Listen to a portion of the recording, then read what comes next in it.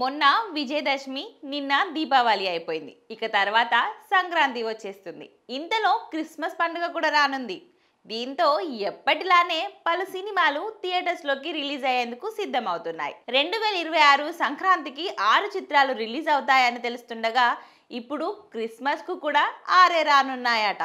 ఆ 6 సినిమాలు కూడా తెలుగువే కావడం విశేషం. అయితే అన్నిటికన్నా ముందు young hero Adivi Sesh dacoit movie Christmas release కు ఖర్చు వేసేసింది. ఇంకా రొమాంటిక్ యాక్షన్ థ్రిల్లర్ గా రూపొందుతున్న ఈ సినిమా డిసెంబర్ 25వ తేదీన రిలీజ్ చేయనున్నారని మేకర్స్ కొన్ని నెలల క్రితం అనౌన్స్ చేశారు.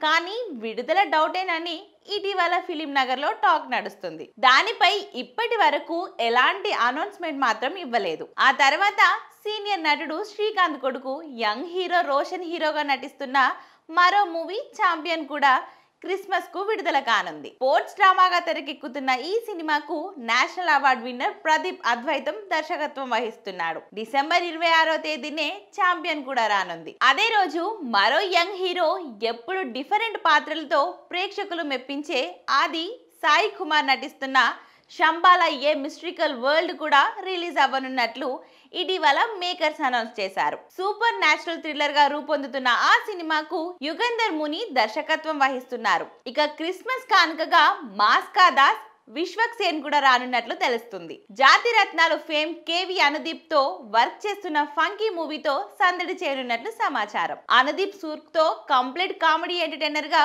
ఫంకీ తెరకెక్కుతున్నట్లు ఇప్పటికే క్లారిటీ వచ్చేసింది. డిసెంబర్ 26వ తేదీనే సినిమా రిలీజ్ చేస్తున్నట్లు ఇండస్ట్రీలో టాక్. ఈ 4 సినిమాలతో పాటు మరో 2 సినిమాలు కూడా క్రిస్మస్ కానుకగా రిలీజ్ అవ్వనున్నాయి. ప్రణీత్ ప్రత్తిపాటి దర్శకత్వం వహిస్తున్న పతంగ్ డిసెంబర్ 26న థియేటర్స్ లో రానుంది.